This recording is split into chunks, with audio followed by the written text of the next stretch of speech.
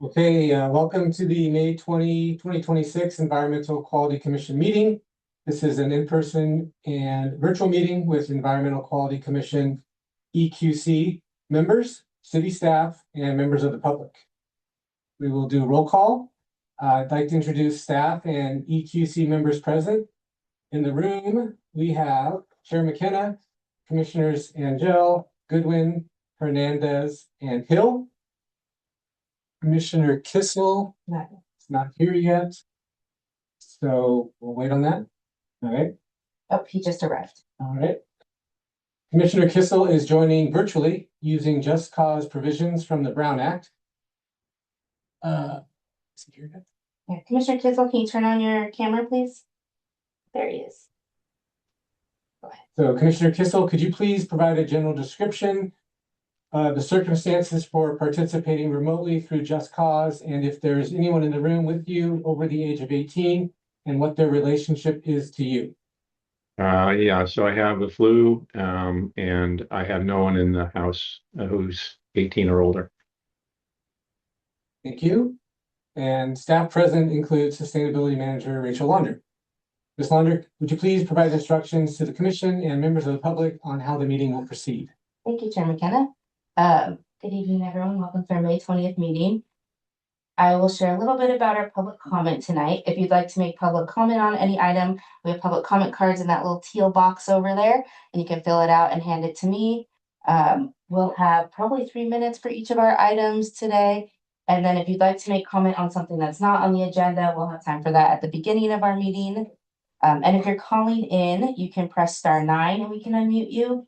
And if you're on Zoom, you can press the raise hand button, which is either under the bottom of your screen or to the right of your name, depending on the device that you have. So I'll leave it there for public comment instructions and return the meeting to you, Chair. Okay, thank you. So we'll move to item C, public comment. Under public comment, the public may address the commission on any subject not listed on the agenda. Each speaker may address the commission once under public comment for a limit of 3 minutes. While you are not required to provide your name or city of residence, it is helpful. The commission cannot act on items not listed on the agenda, and therefore the commission cannot respond to non-agenda issues brought up under public comment other than to provide general information. Sustainability Manager Lunder, could you please call for public comment? Absolutely. If you'd like to make public comment for an item not on tonight's agenda, we can take a public comment card from you.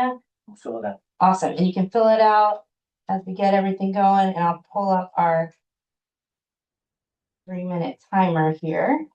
So I know we have at least one card in the room.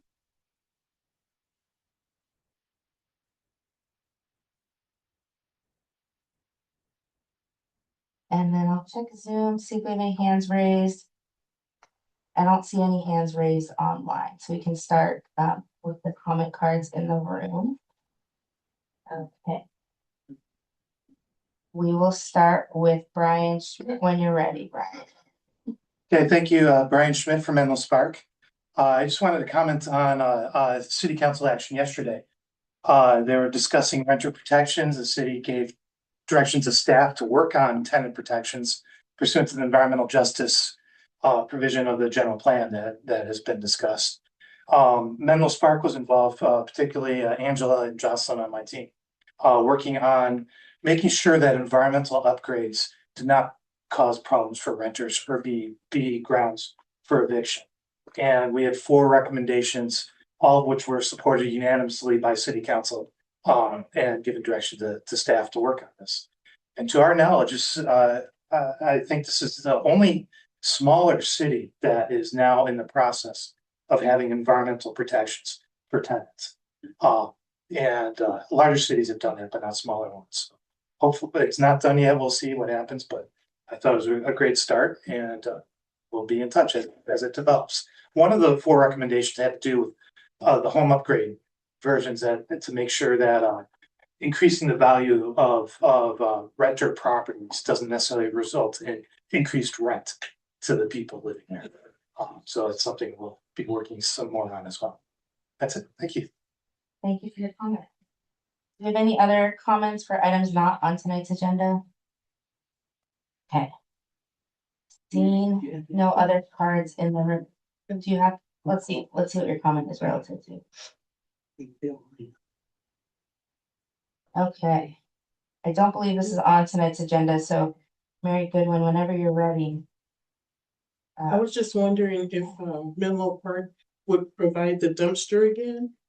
They provided it one time and it was nice because we were able to utilize it. And I'm seeing less debris dumped in areas than I had saw before, since they brought the dumpster on board. Thank you for your comment. You want me to respond to that now or after public comment? You're welcome to respond if you like. Okay. So during public comment, we can't have like extensive dialogue about the issue, Okay. but that's something I'll follow up with you on. Okay, no That problem. sound good? Mhm. Cool. Karen, are you working on something for public comment? Yeah, I am. You could just go ahead and we can fill that out later. Okay, I wanted to find out what's going on with the building that they want to do the scientific lab. That's what I'm worried about, that they want to put on O'Brien Street. Because a lot of people don't know about it. We're just now hearing about it. But we were told that if somebody said it was already a done deal. And to show you, I didn't even know. They say we already have buildings over there now. And I wasn't aware. Yeah, and a lot of people aren't aware that we have buildings over there now that are like lab buildings or whatever. Is that really true? Want me to respond or? My understanding is that project is still under the approval process. I think the last thing that happened was it went to the planning commission to study the draft environmental impact report. But yeah, the plan for the developer's plan is to redevelop 2 of the buildings there in phases. Yeah, so I'll leave it at that, but you could get more information on the city's website, I think, under the project page probably. Yeah, I can follow Yeah, up with you. we need to, because we don't want that building there. We don't want that. You know, you're saying that they're probably gonna do what everybody else say it's safe. And then in the long run, something happens, something leak that's not supposed to leak, you know. And you have the people that's closer to Alberti and East Palo Alto. You have a lot of seniors over there on that street, but you also have some young people over there. So that's what I'm worried about, you know. It's all just like on Illinois Street in East Palo Alto. The train used to come behind those houses. Don't come anymore, but they found all those containers that fell off the train that leaked. But you know, it's been a while. It's a long time ago, but still, you know, they found them. Yeah. Well, thank you for your comment, and we'll direct you to some other resources that Thank might you. provide more information. Thank you. Yeah. Okay, and we do have one more commenter with their hand raised online. So Aurelia, I'm going to ask you to unmute yourself. Hello. Can you hear us, Aurelia? Yes, I can. Okay, I'm gonna you can start whenever you're ready. All right. I'm gonna say hi. My name is Aurelia. I'm a junior in who goes to school in San Mateo. I live in Menlo Park, and I will apologize in advance if this question's a bit too much of just asking for information. But I personally live very much nearby 68th Willow Road, in which heritage tree removals are currently going on for the purpose of development. I believe the appeal for the maintaining of them was denied a little while ago, and I wanted to ask what is the process, or just sort of what are the qualifications for an appeal for heritage trees to be removed for development? What development has to be required, or how much? I apologize if it was a simple question, but I've been researching it and not able to find something. I'm doing this for a school project. Thank you. Thank you for your comment. Yeah, Aurelia, I can follow up with you after tonight's meeting, since we can't really have dialogue during public comment. If you wanna I can give you my email and phone number if that works. I'm asking you to unmute. Yes, it would. That would be lovely. Thank you very much. Okay. Thinking about the best way to get it to you. Maybe can I just say it out loud? Yes, Okay, that if you should could work. just email me at rclonder@menlopark.gov. Lovely. Thank you very much. Thank you for coming. Okay, I don't see any other hands raised online or cards in the room. So we can close public comment for items not on tonight's agenda and return the meeting to you, Chair. Okay, thank you. We'll move on to item D, which is regular business. Item D1 is to welcome our new commissioner, Brittany Goodwin. So we all want to offer you a very warm welcome to our newest commissioner who was appointed at the February 28th city council meeting. And so if you'd like to make a quick introduction or long introduction, whatever you really like. Hi, my name is Brittany Goodwin. I'm a Bellhaven resident. My family has been in Menlo Park for several decades, and I'm happy to be here and be involved in the community. Again, welcome, and we're glad to have you. Are there any clarifying questions from the commission before we take public comment? Seeing none, Ms. Launder, do we have any public comment on this item?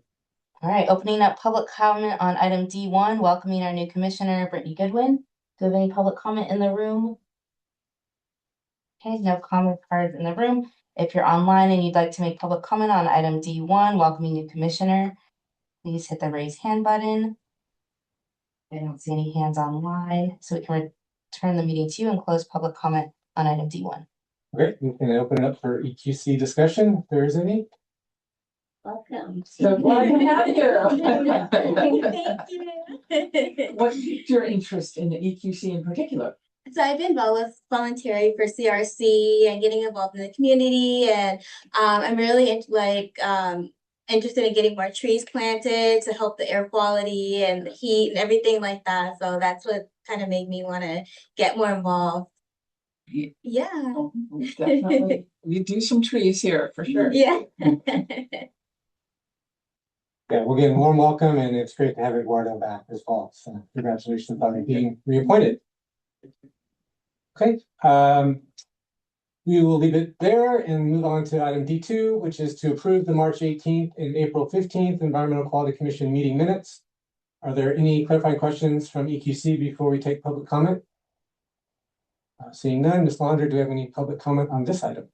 All right, opening up public comment on item D2, approving the March 18th and April 15th Environmental Quality Commission meeting minutes. If you're in the room and you'd like to make public comment, please return a speaker card to me. If you're online, press the raise hand button, and if you're calling in, you can press *9.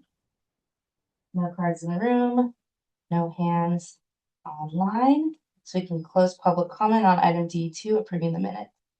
Okay, is there any commission discussion on the minutes from March 18th or April 15th? Seeing none, we have a motion. Motion to approve. Second. Okay, we have a motion by Commissioner Hernandez and a second by Commissioner Angel to approve the March 18th and April 15th Environmental Quality Commission meeting minutes. And we will do roll call vote since we have a commissioner online. So Chair McKenna. Aye. Commissioner Hernandez. Angel. Commissioner Goodwin. Commissioner Bell. Aye. Okay, the motion passes with 5 in favor. Oh, thank you. And Commissioner Kessel, I'm sorry. That's all right. Bye. That's why we're a team here. Okay. The motion passes with 6 in favor. And we have 1 vacancy. So. Okay, great. Alrighty. Thank you. Yep, so we'll move on to item D3, which is the Stanford Sustainable Cities Project Update. Stanford students Lily Glazer, Sky Adams, and Sammy Smith, and Sustainability Manager Lunder will make the presentation. Awesome. And it looks like they're all able to join us here. So I'm going to remove the pins so we can see them larger. We just changed the view here to gallery. Okay, so I just wanted to give a little bit of context, but be super brief because they have a great presentation plan. And then Lily, if you want to try to see if you can share the slides as I'm going. Great. So about a month and a half ago, we joined a team through the Stanford Earth Systems program led by Professor Rick Koss, where students are paired with cities and community-based organizations to work on a really discrete project. And so throughout the Stanford quarter, we've been working on developing a sustainability dashboard. This is a priority of the City Council and our climate action plan. And we worked with the professor to really refine the scope to what would meet the students' kind of abilities and the time frame and be just really realistic. And so I'm super impressed with how they've been able to transform our pretty wonky and clunky and disparate data into something really user-friendly. And so tonight we wanted to show it off, get a little bit of feedback from the EQC on, is there different types of content we could add, different ways to display the data that we already have, so the students can get to kind of a final product by June 1st. And we've coordinated with our IT team to be able to transfer this from Stanford's platforms to the city's GIS. And so really think about how this will look on the city's website and what productive and constructive feedback we might have for the team. So without further ado, I'll let the Stanford team take over. And feel free to share introductions for each of you as well. Okay, sounds good. Thank you, Rachel. Hi, everyone. I'm Lily, and this is Sky and Sammy, and we're Stanford students who have partnered with Menlo Park as part of the Sustainable Cities course this spring to bring you this project today. We're excited to show you our progress on the sustainability dashboard for the city of Menlo Park. Our focus is that the city of Menlo Park set one of the most ambitious climate goals in the United States, zero carbon by 2030. To support this effort, our team is designing an ArcGIS climate action dashboard that makes sustainability data intuitive and accessible to the community. By focusing on carbon emissions as a key component of environmental sustainability and through data visualizations, our team will create a display that tracks progress towards the city's 2030 zero carbon goal. Designed for residents, staff, decision makers, and others, the dashboard prioritizes usability, collaboration, and easy maintenance. Through pairing emissions data with real community stories, we aim not to only track progress, but also to celebrate the actions already being taken, making sustainability more relatable, actionable, and meaningful for the entire community. Next slide. Our objective with the sustainability dashboard is to track data, make the dashboard easy to maintain and update, and work to inform and inspire local and neighboring communities. On the tracking data piece, we're including visualizations for complex data sets to make them easier to understand. We also have several maps and images for the electrification data, and we also have a tracker towards the Menlo Park's 2030 zero carbon goal.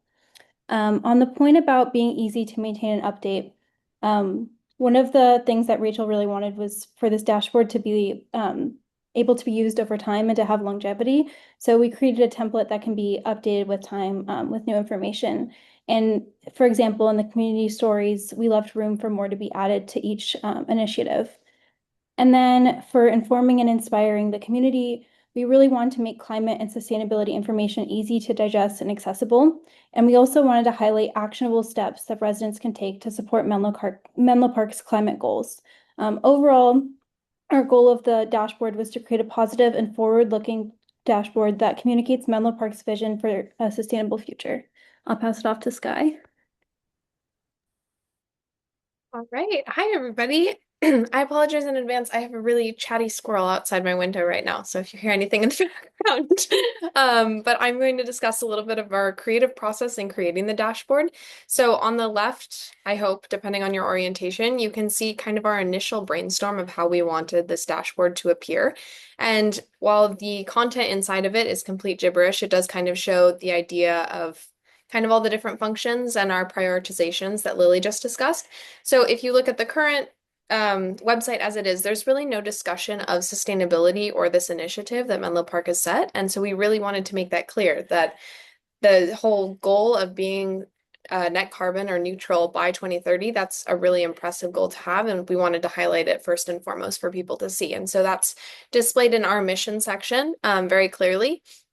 And then below that, we were starting to explore all the different ways that we could kind of represent the data that Rachel had provided us by. And so we wanted to make sure that it was really easily readable and that it was very accessible to people. And so, you can see that there's line graphs and bar charts, and there's also a progress bar. And so this was kind of a discussion that we were having, that we wanted to be able to show people how close to reaching that goal that we were at in the current moment. And so we thought that was a nice way to do it.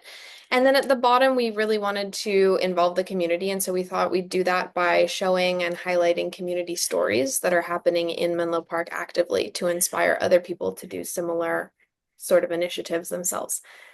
And then on the right side, you can see how we're starting to move that into ArcGIS. And so we, none of us came in with much ArcGIS experience, so it's been a learning experience and as a whole, but we've done an okay job, I would say. And so you can see kind of in this top area of the right-hand side, you can see that we have a discussion on Menlo Park's solar rooftops.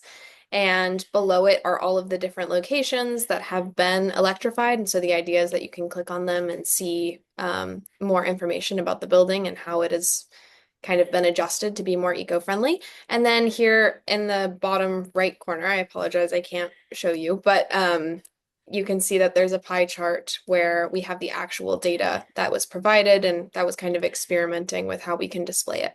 So overall, we wanted to make sure that the vision of the experience was intuitive, it was minimalist and not overwhelming to users. That's very easy to have happen when you're looking at a whole lot of information displayed to you. We wanted to make sure that it was inspiring and motivational, which is an issue that I think is encountered a lot in the sustainability field. Things can feel very daunting and depressing, so we wanted to make sure that that was not the case with this. And then also we wanted to make sure that there was a clear hierarchy and it was very intuitive to what was most important, what you should look to after looking somewhere else. So I think we've done an okay job at that. And then for the data itself, we wanted to make sure, of course, that it was accurate, that it was digestible and very concise so that you're not looking and scrolling for hours and hours and getting tired. And then also, of course, that we wanted it to be easy to update, which Lily has already discussed a little bit, but it was very important that once we have left this project, that it will still be able to be maintained and kept current. Next slide, please. So this is the dashboard itself as it looks now. You can see that our mission is written out. It's actually what Lily read you at the beginning of this presentation. And then we have kind of our progress bar.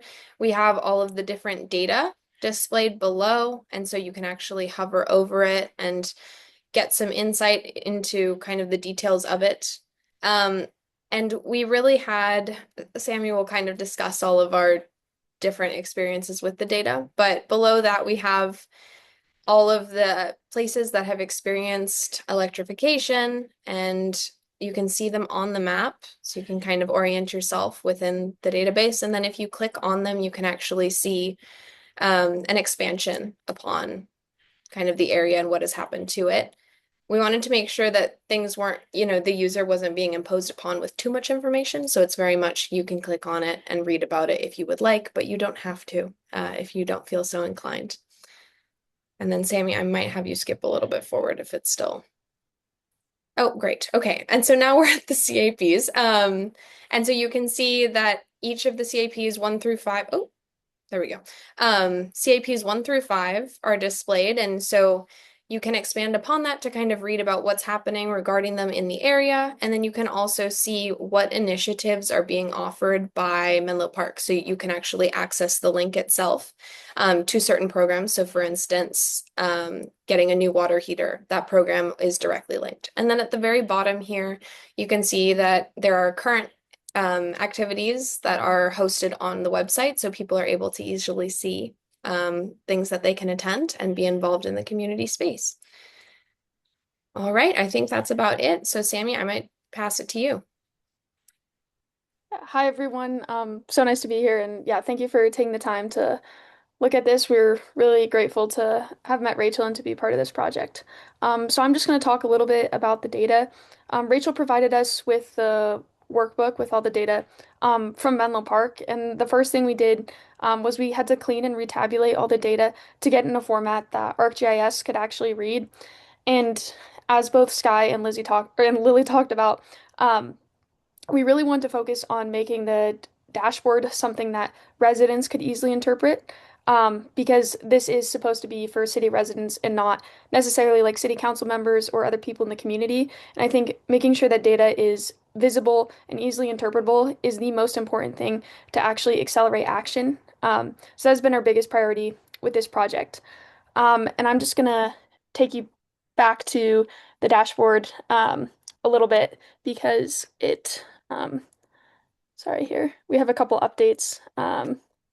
It's not letting me escape. And just wanted to go over some of what Sky was talking about. And so this is our progress tracker, and we calculated that based on the City of Menlo Park's goal to be net zero by 2030, which involves a 90% reduction in the amount of emissions since 2005. The city of Menlo Park's 30% of the way there. And we recognize that this might not be something the city is super thrilled about. Obviously, ideally we'd be higher, but I think the way our team had viewed this is it's actually a really optimistic message, and that we are 30% of the way there, and we are committed to this journey of achieving zero carbon by 2030, and we have made notable progress in that. So it's something that we can continue doing, and certainly have a lot more progress to come. But if more residents in the community are inspired and engaged, it's something that is certainly achievable. And then I won't bore you all with the data because I think you're all quite familiar with it. But this is just a time series representation of the primary sectors contributing to emissions. And obviously you can see like the big reduction in the emissions from electricity from 2005 to 2021. And that's a reflection of the city of Menlo Park signing with Peninsula Clean Energy in 2017, which is a big statement on the city of Menlo Park's desire to be carbon zero and their commitment to having clean energy sourced throughout the city. And then just to talk a little bit, Sky showed this graph briefly, but it's just kind of a breakdown of where the different building emissions come from. You can see that stationary sources and non-residential natural gas are the two primary components. So something that is certainly worth exploring. And the other thing we wanted to highlight on this dashboard was the amount of internal combustion engine vehicles and battery electric vehicles on the road. And so this data is actually taken from the California Energy Commission, and it's representative of the full San Mateo County, so not necessarily just the city of Menlo Park. And I recognize that for a time series graph, it's probably better to illustrate this with a line chart. We were struggling to do so given the scale, and so there was kind of very marginal differences with each year, which makes sense if you have, close to 600,000 and then smaller values. So we decided a bar chart was the best way to illustrate this. And even though it doesn't look like there is a super substantial amount of change, I think what we can take away from this graph is to see that the change is actually exponential, and the amount of zero emission vehicles on the roads is increasing, and it's not increasing linearly, and the amount of internal combustion engine vehicles is decreasing. And so this is something that is really promising, and we certainly wanted to highlight that as a motivational factor for residents. And yeah, that pretty much sums up the data. I'm going to go back to the presentation and just kind of wrap up what our goal of this project was. And yeah, so as both Lily and Sky mentioned, the primary goal of this project was to track data and put it in an easy and maintainable format. And so once we leave this project, the city of Menlo Park will easily be able to take it over, and they can update data without much hassle. And most importantly, we wanted this dashboard to be for the residents, to inspire them and to get them invested in climate action so that they are committed to making a difference as well. We're really excited to be part of this project, and we feel like we've learned a lot throughout this quarter, and we're so grateful for Rachel to have been facilitating everything since the very beginning. And thank you to you all for being here and listening to our presentation. If I need to add anything to that. Wow. That was well done. We got to practice on Tuesday, and was it Tuesday or Monday? Anyway, Monday, I think. Yeah. you guys did a lot of work since then, so thank you. So we can go into clarifying questions if you want. Yeah, thanks for a really wonderful presentation. Are there any clarifying questions from EQC before we go to public comment? A question just around some of the actions that residents can take, and sounded like you mentioned some, but I wasn't sure like visually how that was coming up, and I don't know if that's something you could show a little more, and I think that's a really important part of it. So I'd love to just see how that's being exposed on the site and incentivizing people to click on that and take action. So I don't know if you can show that or fits. Yeah, I'm happy to. Sammy, do you want to show the actual dashboard and we can? Yes. The screen does not like to escape, sorry. Okay, I'm gonna pull up the and Awesome. Sky, I'll let you talk as I pull up the climate action principles. Yeah, so in the CAPs, the idea with this website is unfortunately because ArcGIS is ArcGIS, there's some limitations that we have in making everything as intuitive as we'd like it to be. But that being said, if you go to the next, yes, perfect, and then scroll down, there's a button for any external links that's provided. So here you can actually, for instance, check your eligibility or you can learn more. And so the learning more button will always redirect you to the actual website that has these articles, but the check your eligibility will directly take you. Can you actually click on it in that display? Oh, there you go. And it will take you to the site. So I think the idea with all of the CAPs is that it's trying to reduce the workload that it takes for any user to have to go, look up the site themselves, do the research themselves. They can look at it right there and they can access the button right there, and it's very convenient for them. Does that kind of answer your question? Yeah. So it looks like you have hot water heaters, you have induction cooktops. Okay. Electric Yes. vehicles, great. Yes. And There's then a couple all of for them- each, and Oh, sorry. I was just gonna say, and part of, my responsibility was to share content with them, but it's hard because we've been they move really fast. So part of this too is that I can copy these widgets and add more. Okay. And so this is just to get kind of the structure for us. And so it would be interesting to hear from EQC maybe what actions are missing or what we could better highlight. Perfect. Yeah, it looks fabulous. Thank you. And thanks for showing us the real thing in the bigger view. That looks amazing. Of course, yes. Thank you for asking. And then I see Commissioner Kissel has his hand raised for a clarifying question. Commissioner Kissel, clarifying Yeah, question? I'm not sure if it's a clarifying question or not, but first of all, thank you so much. This is incredible, outstanding. We were trying to do a lot of this on our own without much success, so you guys have really done an amazing job. One of the questions I have is you mentioned that you had to clean up and transform the data in order to get a lot of it into the system. And another goal was to be able to keep this current. Are there tools available, or how can we address that systematic updating of the cleaning up and the transforming the data to feed this site? Yeah, so that's actually a great question. And it was something we definitely struggled with at the beginning. So the way, the current workbook is formatted, the just tabs don't align with a readable CSV format. And so by hand, I went and just changed basically changed the layout of it. Of course, the data is still the same, but just made it into a way that's actually interpretable. And then within the same workbook, I added additional tabs that correlate to the existing ones, and so all the data is there. It's just in a new format. And we spoke to Rachel about this, and the idea behind this was that as someone from like the city who is updating the data, they could go directly into the workbook and put in a new value from 2026, and then just click on the following tab and put in the exact same thing. And so each tab correlates to a tab that's ready for ArcGIS submission.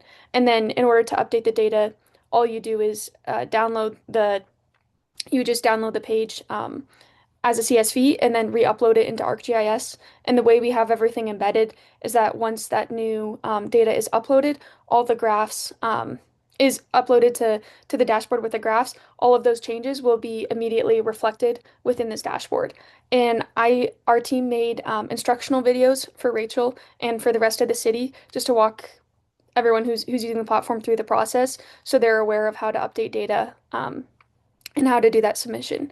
And just as a small caveat, we did not clean and retabulate the data for all of the different workbook tabs because our team was focusing primarily on electrification, as that's been a big mission of the city of Menlo Park. But it is certainly something that if the city needs help with it, I personally am more than happy to help try and clean and retabulate some of the other data too, if that's needed. Outstanding. Thanks so much.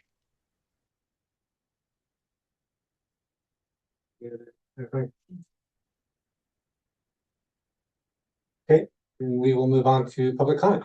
Flannery, could you please call for public comment? Absolutely. Okay, making Public comment open for item D3, the Stanford Sustainable Cities Project update. If you have public comment in the room, you can return a card to me. If you're online, you can hit the raise hand button. We have one card in the room, so we'll start with Brian Schmidt when you're ready. And you'll have 3 minutes. Okay. Thanks, Brian Schmidt again from Menlo Park. Looks like a great project. I had a couple of questions or comments to give to the commission when maybe you might want to forward them to staff. One is, this seems great. What's going to be done with it? What are some of the ways to make some effective use of this? I think evaluating Menlo Park's progress, a lot of that on its climate emissions has gone to RICAPs at the county level. So I'm curious how this might be able to might intersect with that broader organization. Second question is regarding videos. Can video capacity be put into this? And I'm saying that very in a self-interested fashion. Menlo Spark has 2 videos on our website about full electrification we did prior to the home upgrade program in 2023, which might fit well onto that map and story function. And there could be plenty of other ones that might be like that as well. And then my final question is, and this could be to the students, is whether there's ways to get more granular on the vehicle data. If it's possible to go into vehicle registration data and get it down to the Menlo Park level. I believe I recall seeing a study that did exactly that.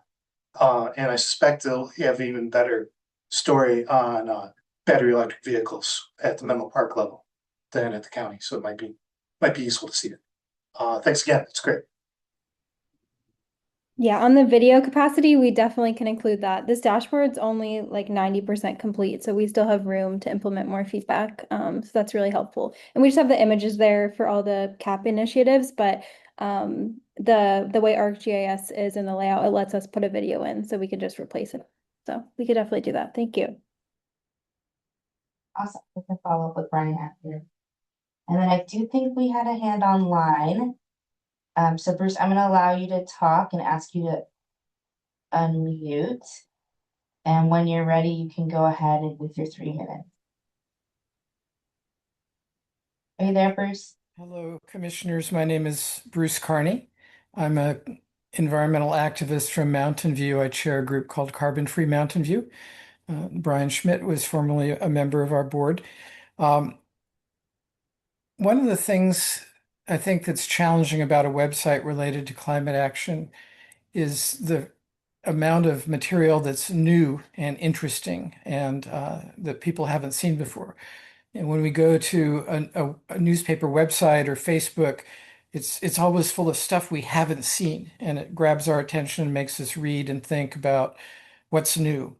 And so many climate statistics only come out annually. And not only that, they come out several months after the year has ended. So one of the challenges I think that Menlo Park should think about is how to make this site look, if not different every day, at least different every week, so that people have a reason to put it in their favorites and make it a place they come back to frequently. Also, I'd like to talk about the importance of referenceable stories for homeowners or renters compared to civic buildings. The map that was shown seemed to show a lot of schools and City of Menlo Park buildings, which I don't consider to be horribly referenceable for a single family homeowner. So I would suggest having many stories about family XYZ that did this and they're happy, and you have perhaps data about how much their gas bill went down. Okay, so I'll stop there on that comment. The other comment is, given that the rate of progress toward meeting the 2030 goal is almost entirely due to PCE being zero carbon and little else is happening throughout the city, I wonder if a focus could be put on buildings that the City of Menlo Park owns and whether the city itself will meet the goal for 2030, even if the residences and commercial buildings in Menlo Park can't get there. If the city is committed to that, and if it achieves that, I think it might inspire residents and commercial building owners to do more than they're currently doing. So although these are critical comments, I hope you'll take them in the spirit of, I'm on your team, I'm on your side. But the challenge that the city has set for itself is extraordinarily daunting. In Mountain View, we have a carbon neutral by 2045 goal that honestly, I think we're unlikely to meet unless we ban piped natural gas in Mountain View by 2045, which is in fact the primary goal of carbon-free Mountain View currently. Thank you for your comment. Thank you. We will work to implement this. I don't see any other hands raised or cards in the room, so we can close public comment on item D3 and return the meeting to you, Chair, in case you want a response on that public comment from the students or want to go into discussion from the EQC. Well, if the students would like to respond, they're more than welcome to, and then I would just kind of want to know what suggestions or direction you would like from the commission. And like to one of the commenters' name is like, one of the comments was what's next. So how can we help with that? But students, do you have anything to say to that last public comment? Sammy, go ahead. Hi, Bruce. Yeah, thank you so much for your comments. One of the things I just wanted to point out was the map. I know you mentioned you thought it would be important to show like residential homes that have been electrified, and we completely agree. What we were intending to show through that map was the buildings that the city is working on electrifying, and that's through, there's certain funding that's available. But the idea was to highlight like large, like commercial buildings that the city was prioritizing in their electrification process. But I think you make a really good point. And if we could get some substantial residential data, that could be another great thing to incorporate, because a big goal of this project is to inspire community action and to get residents on board. So that's certainly something we would like to do in our would be, if we had the data, would be really interested in exploring. And then just as a side note with the battery electric vehicles, we'll certainly look to see if there's a way we can filter that out to be exclusively the city of Menlo Park. And hopefully, as was mentioned, it will show some steeper trends. So thank you all for your feedback. And we're excited to be here. And so would love any additional comments, and you're more than welcome to email any one of us with additional feedback after the meeting as well. Yeah, and if I might add on to that, Bruce, I think you bring up a great point. In the CAP initiatives, the original idea is that you can then go one step further than the actual initiatives page to actually have specific community member stories. That just hasn't been integrated into the website. Again, it is like 90% done. So I think in an ideal world, it would be great to have kind of this is Sue, she, electrified her home. This has been the effects. Here's a quote of her experience. But I think that would be super powerful for people to see. Also, on the point of making the site different every week, that's kind of why we focused on making it really easy to maintain, and having the template there for the Menlo Park team to update the images, update the text, so all of it can be updated by maintaining the same format too. So we might add something maybe in a note or in the user the videos on how to work on the data or something like that. Basically just recommending how often it should be updated. But that's a really good point. Yeah, thank you for those thoughts. Yeah, and as far as next steps, the city just onboarded a new GIS specialist who started on Monday. And so as soon as this course wraps up on June 1st, and hopefully I'm looking at the calendar. Wow, that is soon. But hopefully before that, we can have a meeting with them to talk about the transition onto the city GIS. And this commission is familiar with our open data portal through the heritage trees and street trees data that we see, annually with our arborist. And this feedback is super helpful because it highlights some of the gaps in data that we do have, but it also reminded me that we have our greenhouse gas emission inventory for our municipal facilities. While it's not super current, I can still share that with this team and we can get that uploaded. I did share the addresses of homes that have been electrified, and so maybe as a team we can go back and talk about how to create a heat map or something, since residential data is a little bit more sensitive. So that might be something else we can add to the dashboard if this commission thinks it'd be valuable. And then that's another way the dashboard would constantly change because we would be updating it with new addresses. Okay. Yeah. We can open. A heat map wouldn't make it too clear exactly which home it is that we're Yeah, talking. but I think maybe there's a way you could hover over like the color or something and see like that's how many homes there are. In that chunk. Yeah, Yeah. Yeah. Okay, that's as specific as you want me. yeah.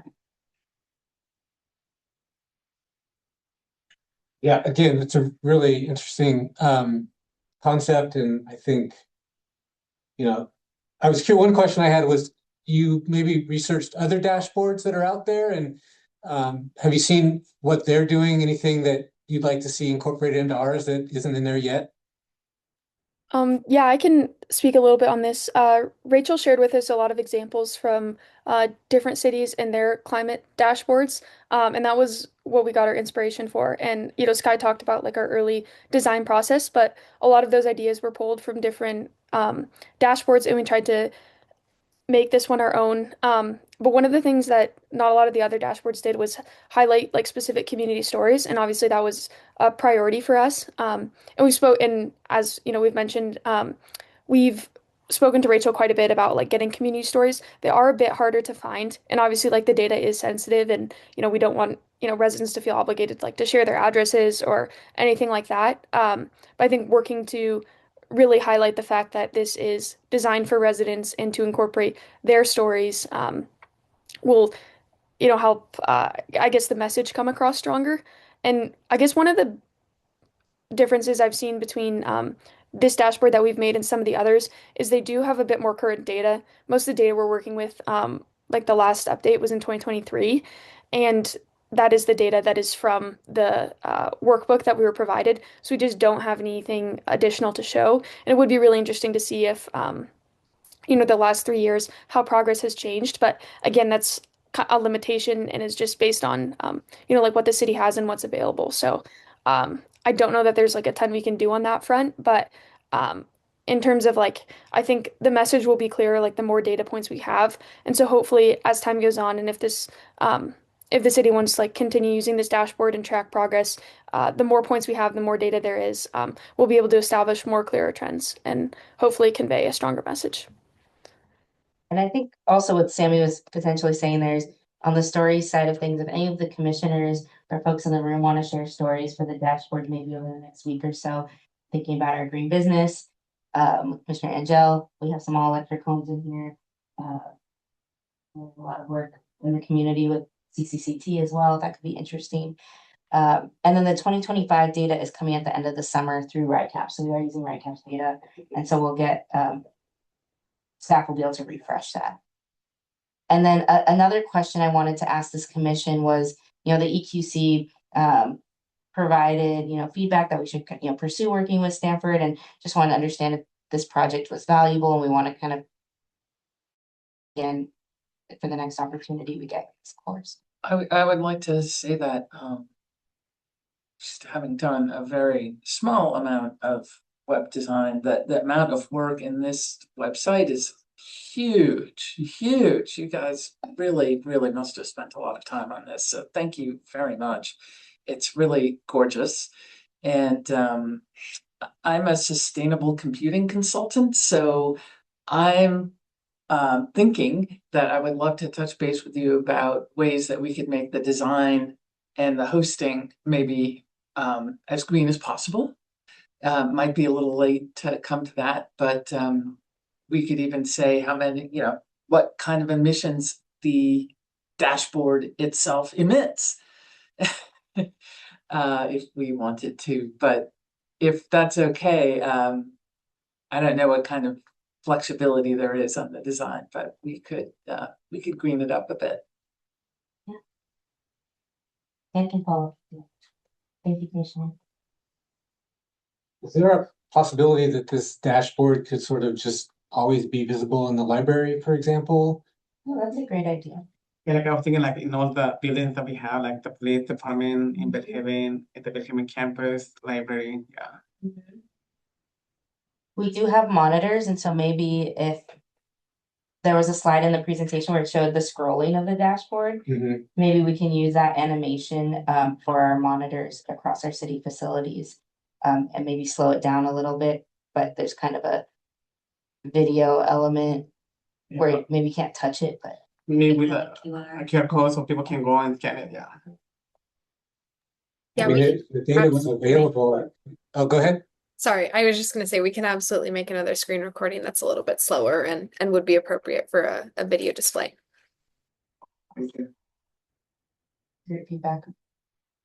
Yeah, I mean, to some of the comment points, refreshing the data, updating it regularly. If it's sort of just the same data every time someone looks at it, maybe that's not as inspiring. But if we can get data that says this past month, 3 homes did an electrification measure, or 2 new electric vehicles were purchased by city residents this month. Something that just continually, hopefully, I mean, the data is the data, but if the data is positive and can be inspiring, then we want to share that with folks to say, hey, things are happening in our city. You might want to be a part of this. And here's like to the stories, here's some stories you can read on people that have done this and why and how. Yeah. We can make it super simple to update by making it a counter. Like number of heat pump HVAC instances or permits. And then all that needs to be updated is just the number. This week, this month, whatever. It can tabulate itself so you don't have to. And if there's a way to like connect the emissions reductions with health benefits, like that could be really powerful for the community to see. And having information about, the health impacts of gas stoves versus electric, and really connecting the dots with the health and maybe even the safety. If there's some Many stories out there. electrifications in each district, like the members of the city council have an informal competition that District 1 would win. Well, I don't know that. Yeah, that's very interesting feedback. Thank you. Yeah. Any other discussion? So I was thinking, because we talk about like trees and not having like the thing kind of be across the city, if that can be added to the website as part of like the information. Like the canopy. The canopy, I see if it's growing or being reduced, yeah. There is another group in this class that's working actually on mapping the trees with Canopy, the nonprofit. I didn't get to see their presentation this week, but I don't know, Sammy, Lori, Sky, if you had any conversations with that group and the ability to integrate there. We also weren't there. Yes, Oh, Sorry. okay. Yeah, it ran over class time, but I think we'll see it soon and we can let you know. It seems like a really cool project. GIS every tree. But yeah, I'll follow up with you on that.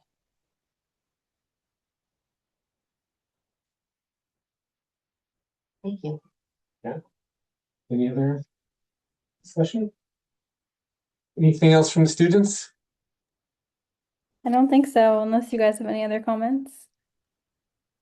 No. Again, thank you for all your work and Thank you and thank you so for much. It's just beautiful. Thank you for your time and all the. we can't give you the grade, but if you could, we'd give you an A. Thank you so much. It's actually really helpful because we're working on refining our last bits of feedback. So this is great. Thank you. We're grateful for the opportunity. Yes, thank you all so much and have a great rest of your evening. Thank I'll you. share my notes with you 3 as well. Thank you. Bye.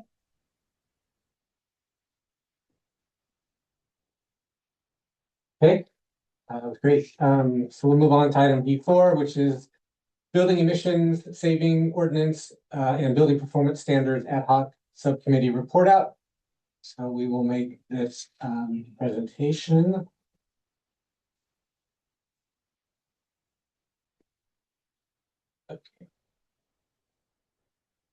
Okay. Will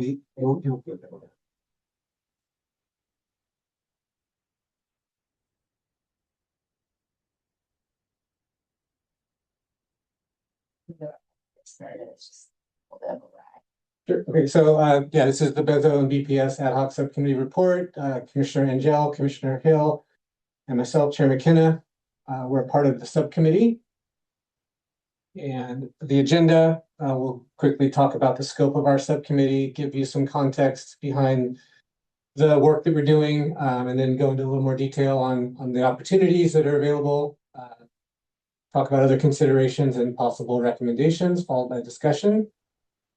So our subcommittee scope was to research adoption of building emissions saving ordinance similar to Berkeley, and how the city can collaborate with state and regional partners to study, adopt, implement, and enforce a building performance standard. And so I'll sort of lead the presentation, but Commissioner Angell and Hill will chime in whenever they would like. But just to give you like some context here, you know, we, as has been mentioned previously, we have a goal to be net zero as a city by 2030, and a big component of that is reducing emissions from buildings. You know, there's different types of buildings, and there's different types of ways to reduce emissions in those building policies and programs. So the Bezo is sort of looking at our small residential buildings and how can we make reductions in emissions at the right time, the most convenient, most cost-effective time. And then the BPS is more around our large commercial and multifamily buildings. And we'll talk about different examples and what's happening at the state level and what we might consider here locally. So yeah, just to refresh, the CAP strategy #1 is to explore policy and program options to electrify 95% of our existing buildings by 2030. So there's things that the city, you know, already has put in place, such as REACH codes and the home upgrade program and other efforts. The Bezo is the building emissions saving ordinance for short. The BPS is the building performance standard for short. So these are some other opportunities that the city could consider to explore in an effort to reduce emissions from buildings. The REACH codes that we have in place, just for context, we have the residential AC to heat pump REACH code, which sort of goes into effect when someone's replacing or installing an air conditioning system. We have the flex path for single family homes, which is the trigger point is upon a major renovation. And the Bezo would sort of fit into an untapped area of when the building is being sold. So that's the opportunity that the Bezo presents. The BPS fills the gaps where it relates to the size of the buildings. Right now, the city doesn't really have anything in their ordinances to address emissions from large existing buildings, commercial and multifamily. So this BPS sort of could potentially fill that gap. And just a little context, back in September of 2024, the Institute for Market Transformation made a presentation to our commission, the EQC, and it was a really in-depth presentation from IMT, who's a leader in moving things forward on BPS across the nation. They defined what BPS is, and we had a full discussion afterwards on, you know, the ability of a small city like Menlo Park to adopt a building performance standard. And I'll probably come back to that meeting from time to time this evening, but the net result of that meeting was that you know, there's sort of three options the city could do, which is nothing, or a full-on BPS, or something in the middle. And part of the reason that we have this subcommittee is it was sort of determined or understood that Menlo Park on its own probably doesn't have the staff or resources to do a full building performance standard. Examples of other cities around the nation that have adopted a BPS are larger cities for the most part, like Washington, D.C. and Denver. And I think there's one other city that I'm not thinking of, but you know, it takes anywhere from 4 to 9 full-time employees at the city level to put that program in place and then run it on an annual or ongoing basis. So Yeah, so we'll come back to that, but that was sort of the result of that meeting back in September. So we'll come back to the BPS, but the BASO is something that we looked at. The city of Berkeley adopted this. They've actually had this sort of concept on their in their city for a number of years. But this particular ordinance is covering small residential buildings. So your single family homes, your duplexes, and your small multifamily up to like 4-unit buildings. And what they did recently was, with an effective date of January of this year, well, I'll go into the history, but they made a change that went into effect January of this year, which basically said now their ordinance requires some upgrades at the time of sale of the home or the small residential building. And they did this because it will improve indoor air quality, comfort, health, and safety.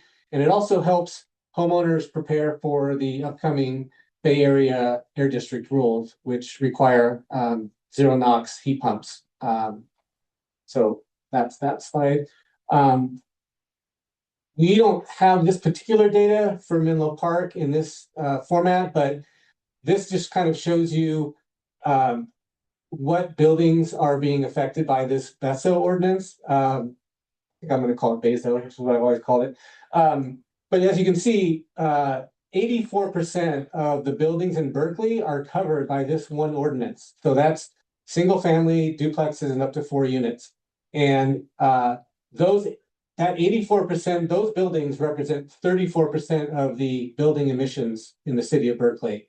And so it's a large number of buildings, and it's still a significant percentage of their emissions from buildings. And then we'll go into the BPS, but you can see that the kind of buildings that BPS would be affected by are a much smaller percentage in Berkeley, but a much larger amount of emissions that are associated with those buildings. So we're trying to cover both this evening in our discussion. So the BASO Berkeley history was actually first adopted back in 2015, but they had other similar measures on their books as far back as '87.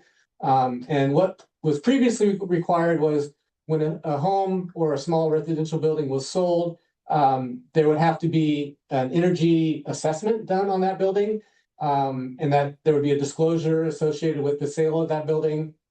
There was no action required by the homeowner, the buyer, or the seller. But the seller did have to do a home energy score, which basically is an assessment of the efficiency of that building. It's a score that's a program that's run by Bayren, which is funded by our ratepayer dollars that we pay to PG&E. And it's basically a score that has a score of 1 to 10. A 1 is a very inefficient building. A 10 is like as efficient as you can get. And so just by the mere fact of like the homeowner having to do that assessment was an education point for the homeowner to say, oh, wow, my building, there's maybe some low-hanging fruit that I could do to make it more energy efficient. And then in that process, the city would refer the homeowner that submitted that score to some voluntary upgrades that they might want to take part in, but nothing was mandatory. Starting in 2026, as I mentioned before, they sort of enhanced the program. So not only does the seller have to complete the home energy score prior to putting it on the market, they will also have to do some upgrades. And those upgrades can either be done by the seller, either prior to selling the building, up to 5 years in advance, they can satisfy the requirement, or the buyer will have to complete those upgrades within a 2-year period after the sale. And all this, the money that comes from that program is split between the seller and the buyer. We'll go into that a little bit later. But what the city did was they created a list of things that the homeowner could do to be in compliance with the ordinance. So they listed it's a very flexible program. So there are a number of different ways that you can be in compliance. The 6 credits are needed in order for the building to be in compliance. And so you can see from this table, there's a number of different ways to get 6 points. You could just put in a heat pump water heater and you're done. Same for an HVAC, or if you're not inclined to electrify, you can still do like added insulation or upgrade your windows, or even do like a gray water system, whatever is best for you, the building owner at the time, to comply. You can choose from these options.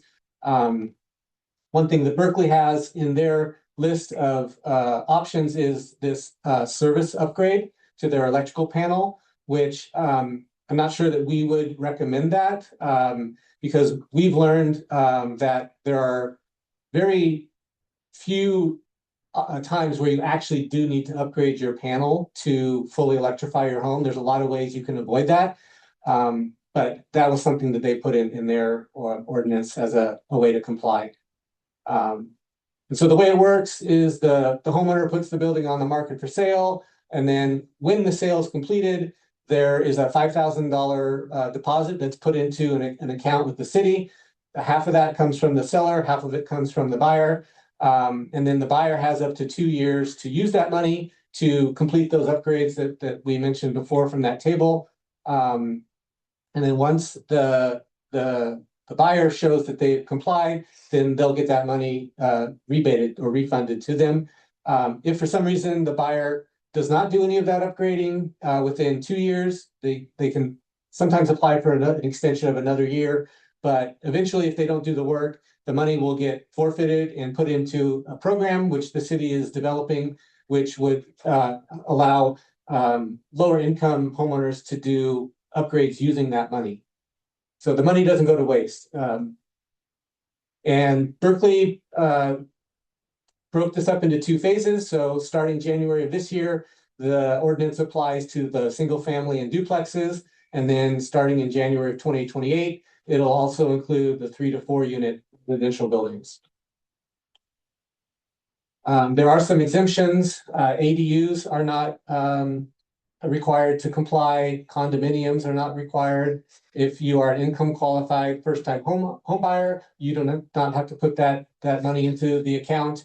If your home is already all electric and the gas line has been capped, then you're exempt from the program. Refinances, inheritances, and certain hardships are also exempt or available for extensions. And this is maybe a little dated, but since they sort of implemented this new program, the city has received 53 deposits of that money into escrow. They've issued 45 certificates of compliance. So I think that's like, what, 88 homes basically that have sold since January. 45 were already in compliance, and 53 had to put money into the account. Of the ones that were in compliance, 9 of them got into compliance just by putting in a heat pump this year when they put their home on the market. And then 31 of them had already actually put heat pumps in prior to listing the property. So they already complied based on that sort of 5-year window that they could do the work before putting the building on the market.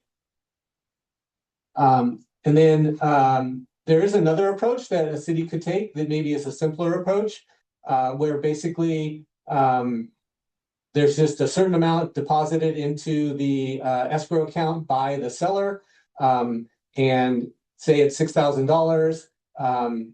What the benefit of that is, it's just a little simpler. Only the seller has to do it, but the buyer can sort of use that money the way they want to. There's sort of no risk of the seller using the money and doing something that the buyer maybe didn't want in their home.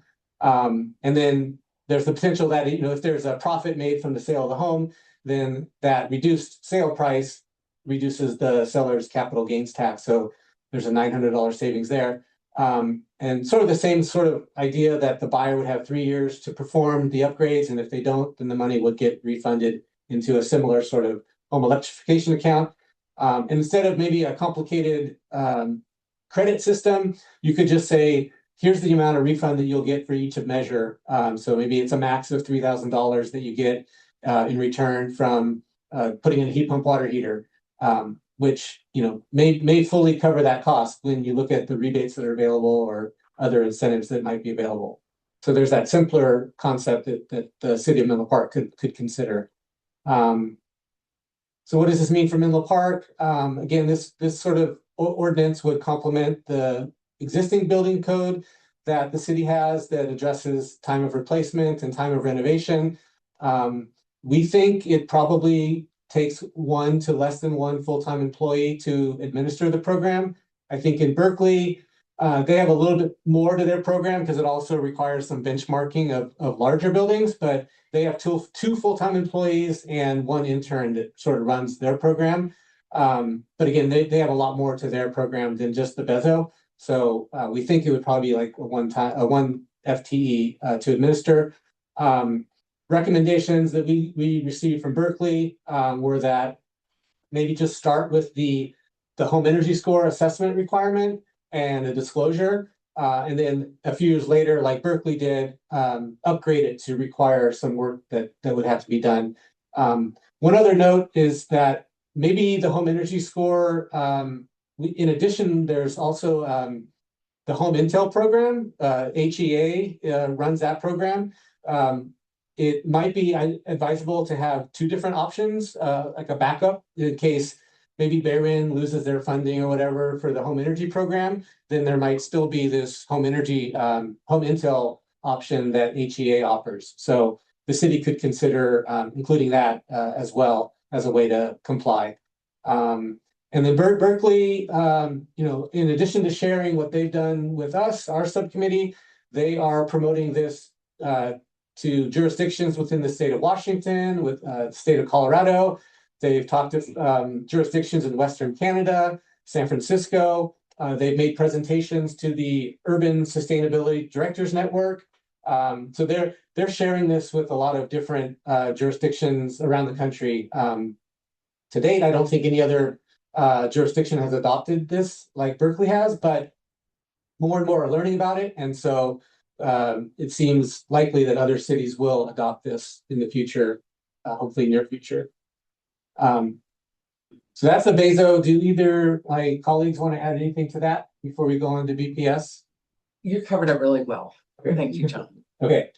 So moving on to, and then we'll come back later and talk about both of these in more detail and have discussion. But okay, so regional BPS, what is it? So basically, building performance standard is one of the most powerful tools available to reduce emissions in our buildings. And it offers a lot of flexibility to the building owner. Essentially, it tracks the energy use or the emissions or the water use of a large commercial or multifamily building. And then what it does is establishes a baseline for each unique building with a goal to be basically, let's say, net zero by 20 years from now.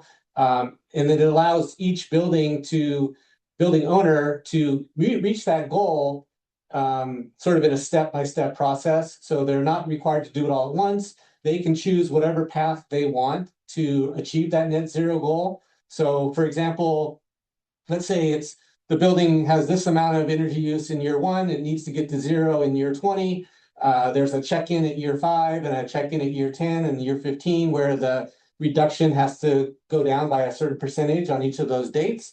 And maybe the first step is the owner just upgrades their lighting and that lets them get to the first level. And then maybe the next 5 years they're required, or what they decide to do is make their building tighter, add insulation or fill in gaps where their air might be leaking, or improve the ductwork or whatever. That might get them to the next level. And then maybe the third thing they have to do to reach the goal is to actually replace the gas boiler on their roof with an electric heat pump system or some other system that will allow them to heat and cool their building without producing emissions in the process.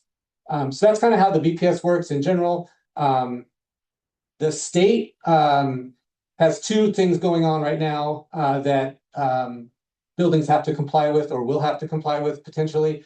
The state currently has a benchmarking requirement. So any building over 50,000 square feet in the state would have to basically do benchmarking. So what is benchmarking? Benchmarking is basically going into this program, which currently is the Energy Star Portfolio Manager, which is run by the Department of Energy. Basically, they have a program where a building owner can just go in, fill in the information about their building, and gather the energy use for that building. And then it creates a baseline for that building, which the building owner can not only use to compare to other similar buildings that are same size or same use to see where they stack up against other buildings. And it also is sort of a time-based measurement where they can say, they can see how they're making their building more efficient one year to the next. So right now, again, the state requires that of any building that's 50,000 square feet or higher. That's commercial and multifamily. Although the state does not require it from science buildings, manufacturing buildings, or industrial buildings. Essentially, it's like if a building has more than 50% of its building area used for one of those purposes, then they don't have to comply with this benchmarking. And typically benchmarking is like the first step that often it is the first step that a city or a state will require that would often lead to a building performance standard down the road. And so, yeah, and then so why should we do a regional BPS or consider a regional BPS? As I mentioned before, the city had the EQC had a presentation on what it would take for Menlo Park alone to do it. It seemed like it might be too much. So what a regional BPS has the potential for is a couple things.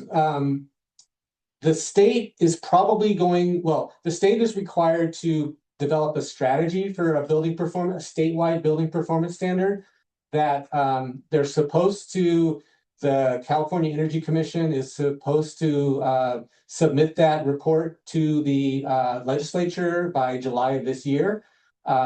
So that's coming. And but again, that will only most likely it will only look at buildings that are 50,000 square feet or higher and of a certain type, like office or multifamily.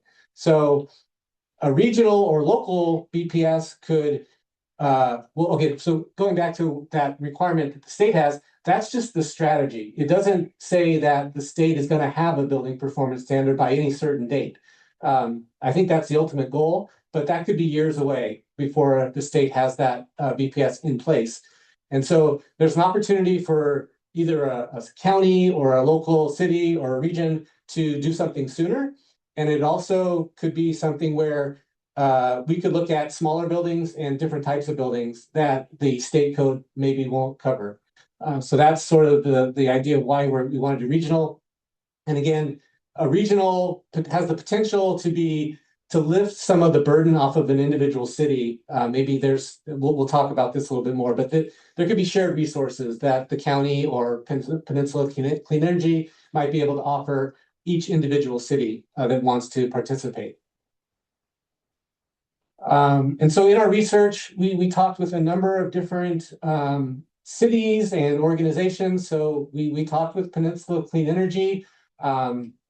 This is definitely something that's on their radar. They are exploring a BPS concept and how they might be able to offer resources to local jurisdictions within their territory. And in conjunction with PCE, we also met with the county. The county was intrigued by the concept of a regional building performance standard. There's a possibility that they may incorporate a building performance requirement into an RFP that they're sending out for technical assistance. And then the county also convenes the RICAPS, which is the Regional Integrated Climate Action Planning Suite, which I believe meets monthly. And so that is something where all the cities in the county send their sustainability departments to meet and talk about how they can all work together and share ideas on what different cities are doing to achieve their climate action plan goals. And I think the county is potentially going to incorporate this regional BPS concept into their RICAPS program so that they can share ideas with cities, maybe look at the ways the county could help individual jurisdictions that want to participate, and just gather input from the various cities in the county on what they might need in order to participate in such a program. The USGBC, which is the United States Green Building Council, their California chapter, has a lot of really good resources that either Menlo Park or San Mateo County or Peninsula Clean Energy could all tap into. They have a whole website on their California Building Performance Hub, which has a wealth of resources that anybody can tap into. They just published a model BPS policy guidance document, which can sort of create the framework for either a local city or a region to things for them to consider in adopting a building performance standard. And then they will likely have a model ordinance available for cities or counties to use as a template, much like Peninsula Clean Energy has the Bay Area Reach Codes website, which they create these model codes for reach codes. It would be a similar concept where cities could just not have to start from scratch and reinvent the wheel. It'll be something that they could just utilize and modify to meet their needs. And then the USGBC also has this peer learning collaborative, which meets on a monthly basis. So it's a collection of cities across the state who are interested or in the midst of adopting building performance standards. They share challenges, they share success stories. They bring in speakers, like they'll bring in large commercial building owners to share their stories on the challenges that they might face in complying with the building performance standard, or suggestions that they might have for a local jurisdiction to incorporate into a building performance standard. So that's a really powerful monthly convening that they hold that could be very helpful. We also talked with the city of Brisbane, who already has a benchmarking ordinance on their books. I think they adopted it in 2018 or 2019. And they include basically any commercial building over 10,000 square feet. They require benchmarking, which is the same sort of benchmarking that the state requires, but they go to smaller buildings and they include more types of buildings. And that's an annual benchmarking that the building owners have to do. They use the same Energy Star portfolio manager. And by participating in the Brisbane benchmarking, those building owners satisfy the state requirement. So it's not like they have to go do it twice. The Brisbane benchmarking satisfies that requirement. And then Brisbane has another requirement beyond benchmarking, which basically looks at the score. I think that the Energy Portfolio Manager has like a 1 to 100 score. And so the buildings in Brisbane, I think every 5 years they have an assessment, and they need to, if you're not in like the top 80%, then you need to do something to get into that realm to comply with their program. And they got some assistance from the Energy Coalition in creating their benchmarking program. So that's another resource that either Menlo Park or the county could tap into. We talked with the city of Boulder in Colorado. They have a building performance ordinance, which is maybe a little simpler than a building performance standard, but basically it's a benchmarking, but then there's also a requirement that at some point in time, the building owner has to do a lighting upgrade. And lighting is probably like the most cost-effective way to reduce energy use in your building. So it's kind of a low-hanging fruit, but it's a simple way to reduce energy use in the building. So that's another path that a regional sort of concept could consider. And then there's an organization that's funded by the investor-owned utilities. It's the California Energy Codes and Standards team, but they are a very valuable resource that cities utilize in developing REACH codes. They're also creating resources for building performance standards. They have a cost effectiveness explorer tool that they've developed, which is a really cool tool that cities or regions can use to like look at their entire building stock and what is the makeup? How many buildings do we have that are over 50,000 square feet? How many do we have that are over 25,000 square feet? If we put sort of this ordinance in place, what does it mean for the building owners? What does it mean for reductions in energy? So they've developed that tool and they're enhancing it as we speak. So that tool will become even more robust over time. So those are a lot of resources that Menlo Park could tap into. So possible things that Menlo Park could do in this regard on a regional BPS is they could participate in the RICAPS program, which they already do, but really engage in the BPS workshops. They could work closely with Peninsula Clean Energy to understand what PCE can offer and what and how Menlo Park might be able to help. Menlo Park and its staff could engage with this USGBC Cal BPS peer learning collaborative that I mentioned, and encourage other cities in our county and the county itself to join that collaborative. And then Menlo Park could potentially sort of take that first step of just adopting a benchmarking requirement, such as Brisbane has done. Some other considerations, both related to the building emission saving ordinance and BPS, is outreach and stakeholder input. So, one possible idea, well, I think the idea here is in developing either of these sort of ordinances or standards, it's really important to gather stakeholder input, and that can be through workshops that are either hybrid or virtual or in person. And in these sort of workshops, the city or the region could sort of outline what the goals are and the framework and the timeline, and then gather input from the stakeholders. In the case of Bezo, it's going to be like homeowners and realtor associations and realtors. And in the case of the BPS, it's going to be more the large building owners and whatnot. So, yeah, just sort of a possible model for the Bezo was like a 1 or 2 year pre-development engagement where you have these types of workshops, gather input, identify concerns, refine the policy. Again, bring in neighborhood associations, city groups, have meetings with council members, et cetera.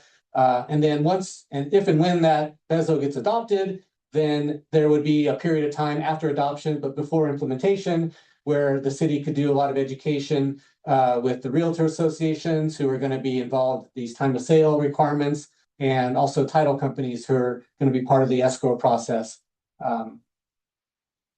And then, so possible recommendations from our subcommittee are to ask, seek city council direction for staff to evaluate the Bezo feasibility in Menlo Park, and then also seek city council direction for staff to advance the regional BPS concept and the actions that we mentioned previously. And then also, as sort of this maybe work happens at the staff and city level, there's going to be more resources and more, we're going to get that report from the state on the strategy for BPS. So we would recommend that the EQC form another subcommittee that would convene in 6 months or so to give an update on where things are at the state level and what other resources might be available to Menlo Park. And I'll leave it there. Do you have anything to add before we go to public comment or clarifying questions? Okay. I think that was Covered it all. covered it all. I'm sure I missed a lot, but yeah. Are there any clarifying questions from the commission? Okay. A lot of information to process. It is a lot, yes. And so we'll go to public comment then. Okay. We are on public comment for item D4, the Bezo BPS ad hoc subcommittee report out. If you're in the room and you have a card, you can give that to me. If you're online, you can press the raise hand button. We'll start with our card in the room. Brian Schmidt, when you're ready. Thanks again, Brian Schmidt from Menlo Spark. Great work by the ad hoc committee. Support all the recommendations. I did have some additional thoughts, in particular regarding Bezo. That slide 9 showed what they came up with. Basically, the city of Berkeley came up with after a number of years of looking at it. And if you look at what they came up with, it was pretty obvious. So I think looking at an early 2028 implementation of something in Menlo Park is feasible. We do not need many years of data collection. It's mostly about getting this up and running and then having education for the public. So maybe starting with an early 2028 deadline and working back from there for your schedule, to me might make a lot of sense. I'm also wondering about that 1 FTE to implement this, and whether it would be possible to offload a lot of that work to PCE, maybe pay somebody at PCE to do a bunch of this work, with still some supervision, of course, by the city. Because it might be more cost efficient for them to do that, and as other cities also follow the same path within PCE's jurisdiction, it might be efficient for them to work on that in that basis. Regarding building performance standards, I think these two projects based on BPS work well together. One's small residential, one's big buildings. Really need to do both. Building performance standards are very useful. As far as I'm aware of, they are working on about a 20 to 25 year timeline for them to achieve anything. We have a 3-year timeline to hitting climate neutrality of 2030. I was going to say to the students, yeah, we got that timeline. We're not doing that. That is not going to happen. Eventually, we're going to have to revise it. I would like to do better than 20 or 25 years. So the way I kind of see BPS is fitting into Menlo Park's someday revised climate action plan with a new timeline is it's a good backup. It's something that encourages, but Menlo Park will have the opportunity to do something better and move faster. And it should not get locked into this regional. BPS is keeping it from doing anything moving faster, particularly because a regional one, you're going to default to the lowest common denominator of whatever jurisdictions are in there. The jurisdiction that wants to go the slowest, and still part of that, that regional BPS is going to be tied to that outcome. So I think it could still be useful, but the city needs to be able to move faster than whatever it has. And again, that program also might be able to manage some of its works through PCE. So fantastic work, and looking forward to next steps. Thank you. Thank you for doing it. I don't see any other cards in the room, so we'll go to our online public comment.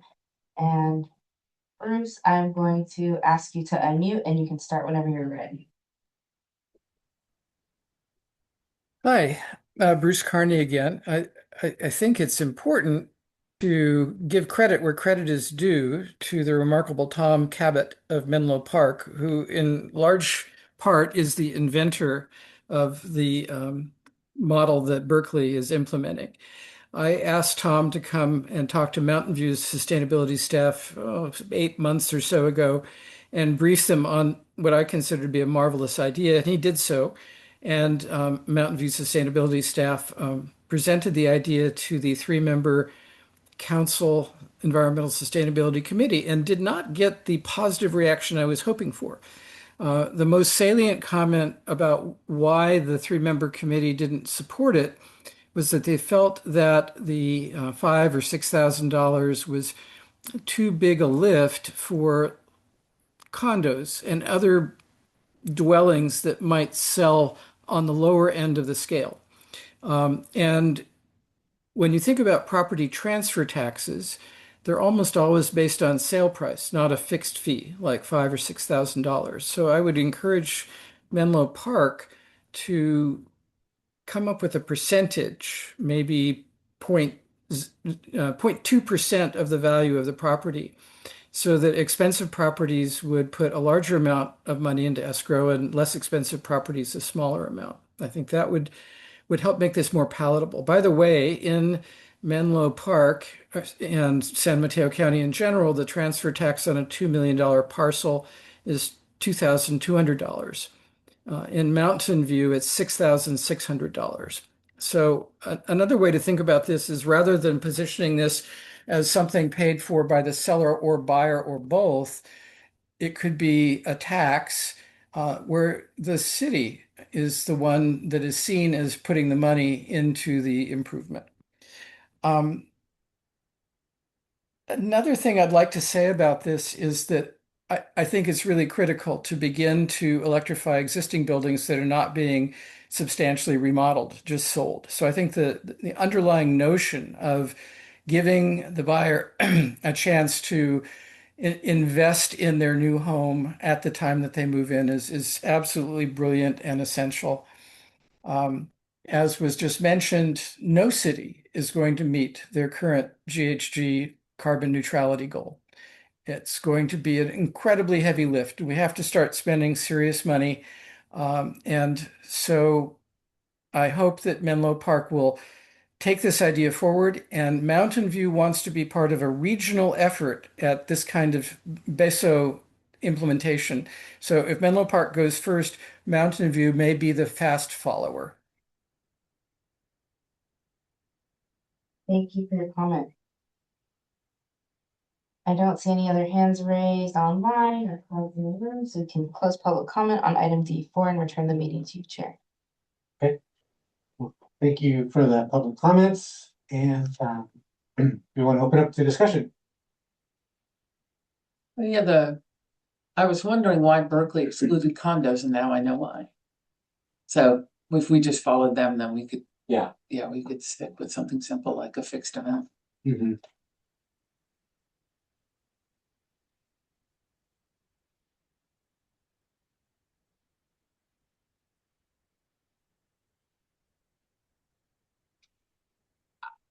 I think that the recommendation of seeking city council direction for staff to evaluate both of these is excellent. Yeah, I think we should like recommend to do it. We shouldn't be waiting like 2 years of feedback, and then I also agree with Bruce about having like a percentage of the houses to be like the way to collect the amount. I think that the amount though is really so small that I'm not sure the percentage, I mean, rationally it works, but $6,000 is about a sensible amount. Yeah, like 0.02 or 0.2% that he recommended, like 2,000 in $1 million house. So if it is like 800,000, then it's like $1,500, which will not help anybody make any changes. Should be at least like 1% or 0.8%. Yeah. And excluding condos. Yeah. It does give an opportunity to do even more though on those higher value homes that are using a lot of energy. But they sort of have to anyway. If we have that checklist of different things to do, like buying the HVAC, it's gotta be more than $6,000. Replacing windows, gotta be more than $6,000. So they end up different anyway. Yeah, maybe it's better optics to have just that fixed. I don't know. Yeah, I think so. And have some sort of I think there were exemptions that included financial, if I remember. Financial hardship, Yeah. So- First time home buyer. And First time home buyer plus blah, blah, blah. So, well, I guess I would look to you a little bit to say, I think I'm hearing that the commission agrees with the possible recommendations. I think, I to the comments, yeah, I mean, we're in a climate crisis. We have a climate action plan that really is in line with addressing that crisis, but we're likely to miss our target. But these possibilities, the BESO and the BPS get us closer to our goals. And so I think we would like to see the city pursue both of these in an expeditious manner as possible, including as many buildings as is feasible, but looking to sort of these concepts that we presented this evening as guidance. And so if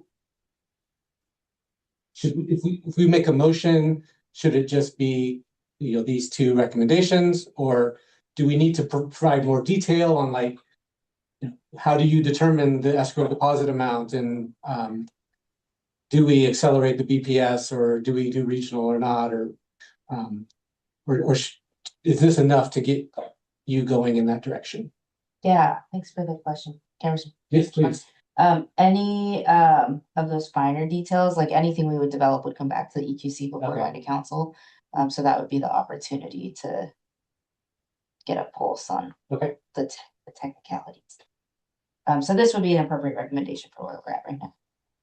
an exciting piece of the work that we did on this was how enthusiastic PCE and the county were. Just jumping out of their seats, enthusiastic. There's a real bright guy in the county named Ori something. Yeah, he knows his stuff. He knows his stuff. He really knows Menlo Park well. Would there be in that process of staff coming back to EQC, is that the only touch point for EQC in the process? Or would there be any collaboration beyond that? I think this new subcommittee Mhm. forming in 6 months, maybe the recommendation could be a little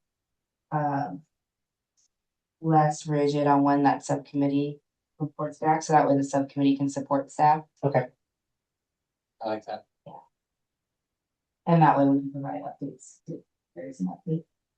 As far as the path forward to getting city council direction, there's a couple of touch points where we could ask during the annual climate action plan item that goes to city council, which typically is in August. It might be a little different this year based on my personal schedule, unfortunately.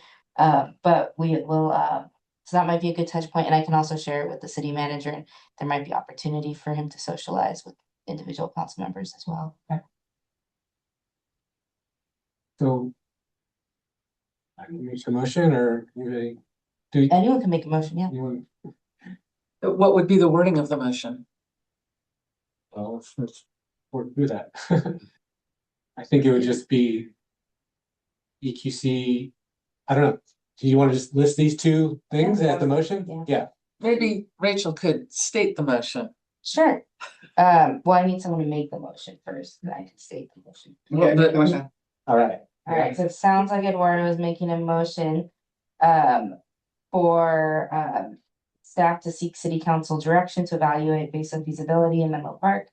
And for staff to seek city council direction to advance the regional BPS action noted in this presentation. Second, third. Okay. I think Angel got to you first. Okay. So we have a motion from Commissioner Hernandez and a second from Commissioner Angel. Then you repeat the motion. We do not. Okay. As follows, and we will do roll call vote. Chair McKenna. Aye. Aye. Aye. And then Commissioner Kissel. Yes. Awesome. Okay, the motion passes with 6 in favor and 1 vacancy. Great job, team. Yeah. Thank you for the presentation. It was great to just talk to all these different folks and learn what they're doing and what support they might be able to offer us. More to do, but we're moving in that right direction. Okay, so we will move on to item D5. We will select a chair and a vice chair. So we'll select a new chair and then a vice chair for this commission per policy CC-24-004. This is a process that happens each May after new commissioners are appointed in April, and commissions annually rotate their chair and vice chair. Are there any clarifying questions? Ms. Laundrie, do we have any public comment on this item? Okay, opening up public comment for item D5, selecting chair and vice chair. There are no public comments in the room. If you're online, you can hit that raise hand button, and if you're calling in, press *9. And I raise my own hand. Okay, no hands online or cards in the room, so you can close public comment on D5. Okay, we'll open it up for discussion. Brian Kissel, do you want to be chair? You're next in line. No, thank you. I will step up. Okay. Okay. So we have a nomination for chair. So you Yes. can nominate yourself or someone else. I'll nominate Commissioner Hill to be chair. Okay. So we have a motion from Chair McKenna nominating Commissioner Hill for chair. And we'll just do vote on that. I guess I need a second. Okay, you're fast. Okay. That's just second. Chair McKenna. Aye. Aye. Aye. Abstain? You want to abstain? Okay. What do you think, Kissel? Aye. Okay, so we have 5 in favor, 1 abstaining, and 1 vacancy. Congratulations, Chair. Well, thank you. Okay. And so, do we have any nominations for vice chair? I nominate myself. Amazing. I'll second. Okay, we have a motion from, oh, well, I guess, do you want to make a motion? I'll make a motion to appoint Commissioner Hernandez as vice chair. Sounds good. I second it. Okay, so we have a motion from Commissioner McKenna and a second from Chair. No, that's gonna take me a minute. We can just do roll call vote. Aye. Hi. Aye. Okay, it passes 6 and 1 vacancy. Congratulations, Steve. Yes, Really exciting. And so now, our new chair is taking over the meeting. So I have notes for you. Oh, that's good. I got no script. So you're starting here. That was gonna be immediate. So we are now going to cover item D6, discuss Environmental Quality Commission annual report out to City Council and form subcommittee to develop said work plan. For item D6, staff will be making the presentation. Awesome. Okay, so this will be pretty brief.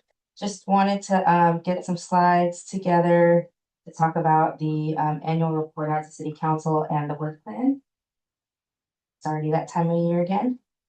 So tonight I'm recommending that the Environmental Quality Commission select a presenter for the Environmental Quality Commission's annual report out to City Council and establish a subcommittee to develop the EQC's annual work plan. Each commission has the opportunity to make a presentation to council by the end of August. The presentation is near the beginning of the meeting, usually around 6:30.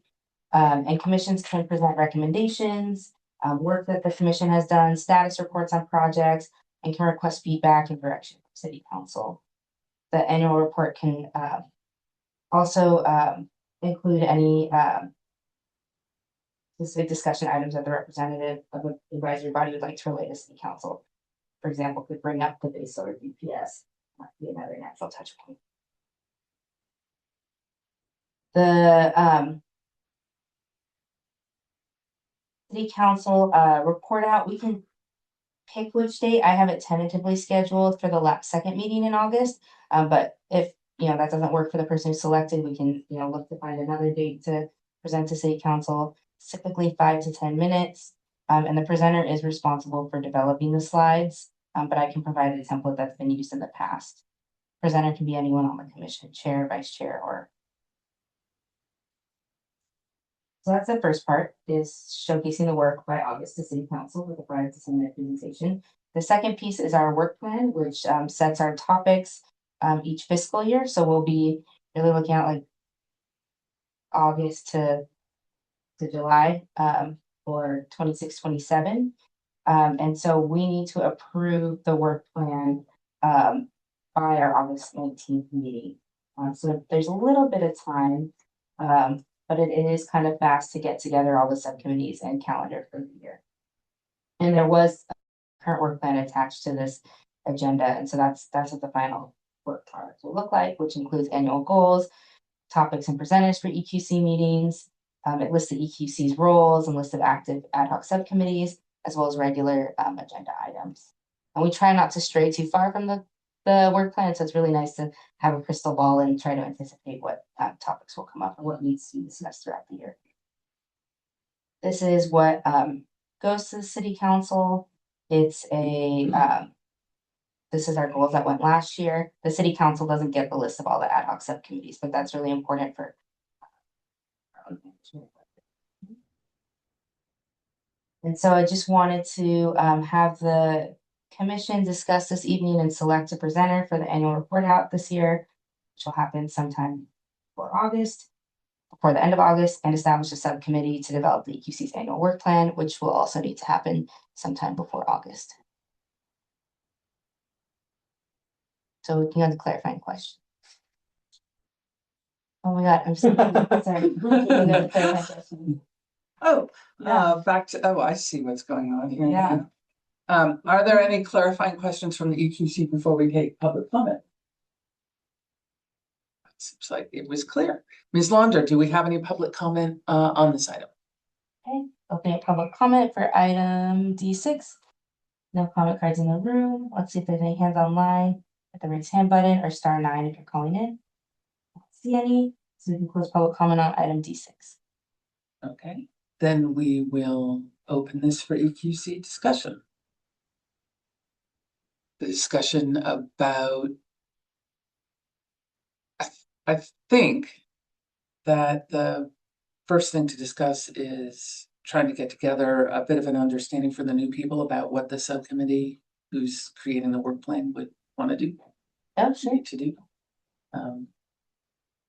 So I am not the person to lead that because I've never been on said subcommittee, and I don't think anybody in this room has except maybe John. Nicole and I, yeah. Oh, the three of you did it? Yeah, we did it last year, yeah. Yeah.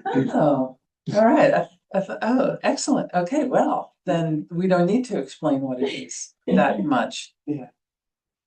Yeah, so basically we look at different goals that we're thinking about working, and then we make a list of priorities and those goals, and then we bring them back to the EQC to see what everybody thinks about the goals, and then we vote on them to choose like our priorities, and then after we choose our priorities, then people elect to enroll in different subcommittees. Like this year, I enrolled on the programs and plant-based subcommittee. Yeah.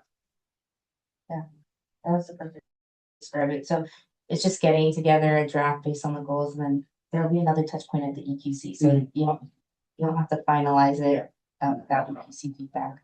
And it's really important because it is hard to get things on the agenda. So if you have like a vision for what you'd like this commission to do in the next year, now's the time to get that copy for get the EQC feedback on it. It's also a great opportunity for people who are new to understand what on earth is. And I'll help facilitate this. I'm happy to serve on it, but. So we can take up to 3 commissioners. Yeah, I can be again. Yeah. Okay. So Commissioner Goodwin, Vice Chair Hernandez, and Commissioner McKenna. Okay, and then for the presenter. Just real quick on that, is there a schedule that we should know about? Like, we need to have we're gonna present the work plan twice to EQC, right? Yes, we can make time in June, and then July, ideally, we're finalizing it. Our subcommittee needs to have some idea of a work plan by the June meeting. Yeah, that would be great. Which means we need a final sort of presentation by June 13th or something. Yeah. Yeah. And we can use that time as like a brainstorming session with the EQC too. So if you're not like fully organized and baked, that's okay. Okay. And I'll maybe send an email to the subcommittee and get a meeting on the calendar if that's interesting. Okay. And then presenter. To the chair. I will do the traditional Awesome. presentation. I don't think we need to do a formal motion. I think we can. Does that date work for her? Well, It does now. We can work together on the date. Maybe we can just do a motion on the subcommittee actually to form that one. Okay, I make a motion. Okay, we have a motion from Chair Hill and a second from Vice Chair Hernandez. Thank you. To establish a subcommittee to develop the EQC's annual work plan with Vice Chair Hernandez, Commissioners Goodwin and McKenna. Roll call. Aye. Aye. Aye. Okay. Awesome. Passes with 6 in favor. Thank you. And I'll follow up with you too on this, the calendar for City Council. Good. Okay. Are we on to E, reports and announcements? We can now hear reports and announcements from staff and commissioners. Are there any reports or announcements? Ms. Launder, you often have a few. I don't have any today. It's been a busy week. We had our multifamily workshop where we engaged property owners across San Mateo County on Tuesday. Really appreciated Commissioner McKenna's attendance and help with outreach. We had 96 attendees, and many of which were multifamily property owners. So we have some good follow-up to start getting some properties electrified in Menlo Park. There were several Menlo Park property owners there that I see. One that owns multiple buildings across the city in particular that I'm excited about. Our e-bike and EV voucher program is launching next week. So if you're interested, I do have an early interest sign up form, and I can share the link with you if you want that. And then our next outreach event is going to be on June 1st in front of the library from 1 to 5 p.m. We'll be celebrating the installation of our new solar systems. It's going to be more focused on kids. So we'll have arts and crafts and snacks and teaching students about solar power. And then our following outreach event will be the Juneteenth kickoff at BHCC. So hope to see you in a minute.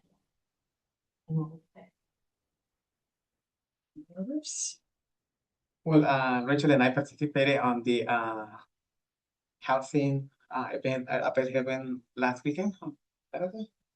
Yeah, we got a lot of people coming in to the event asking about the electrification program, and we're also announcing the like the party pack that some of us host in Menlo Park. Yeah, so I have one of the packets in Bethlehem. Yeah, it was amazing to have your support. Thank you. We got a lot of people interested because Vice Chair Hernandez is good at selling things. Very convincing. Yeah, we're going to use the party pack at a housing event next week. Yeah. Awesome. What's the party pack? Oh, you could take a moment to share. Yeah, so the party pack. So through the 350 organization, in funds from the city, they brought like work packs.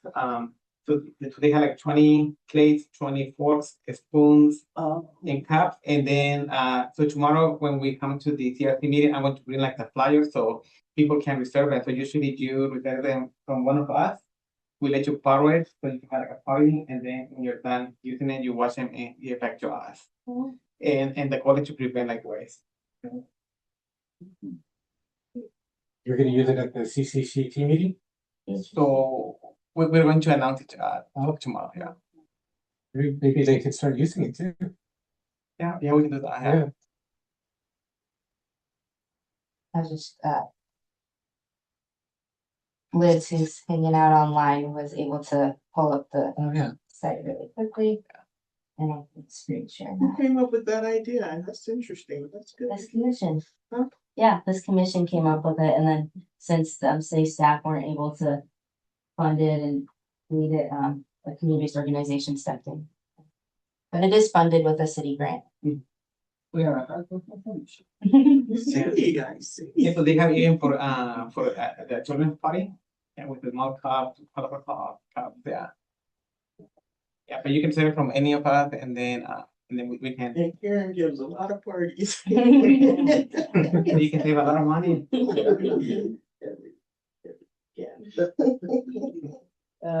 So we could move on now I to have one sort of announcement, just more of a going back to the report that we did. I failed to thank all the people that we talked to that were so generous with their time. So I just wanted to call out Ammon Reagan from the city of Berkeley.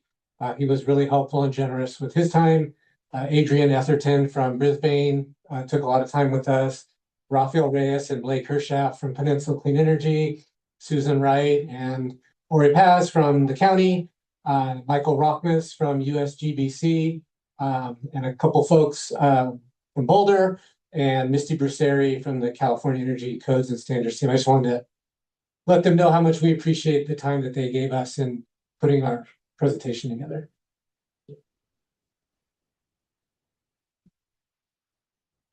we'll move on to F, informational items. Our next item is informational items.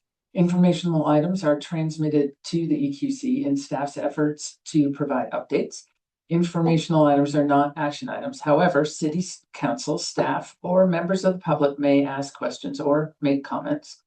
Are there questions or comments from the EQC on informational item F1, the 2025 to 2026 Environmental Quality Commission Work Plan? I have a question. Our committee that presented today was gonna do two presentations, but then we decided to just do one. But did the second one get into the work plan? And if so, do we need to take it out? I don't know if we ever put it in the work plan. I should have looked. It might be in there. So yeah, we can remove it. Yeah, just remove that. Yeah. Yeah. And then the new subcommittee working on the work plan can include it Yeah. at the right time. Yeah. Yeah. Okay. Great. Thank you. Ms. Longer, do we have any public comments on this item? Okay, if you'd like to make public comment on item F1, our Environmental Quality Commission work plan for fiscal year 25-26. Return the card to me. If you're online, you can hit the raise hand button. If you're calling in, you can press *9. I don't see any cards or hands, so we can close public comment on item F1. Thank you, Ms. Lunder. Then I think we are adjourned. Adjourned at 8:01.